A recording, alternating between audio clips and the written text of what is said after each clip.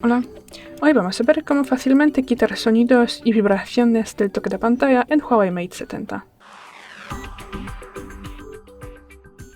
Para esto entramos en los ajustes, bajamos y buscamos la pestaña Sonidos y vibración.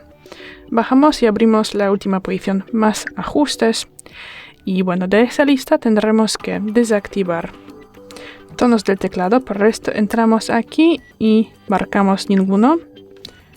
Desmarcamos sonido al pulsar y también las respuestas táctiles del sistema aquí. Y ya es todo. Gracias por ver el vídeo, déjanos un like y suscríbenos. Hasta luego.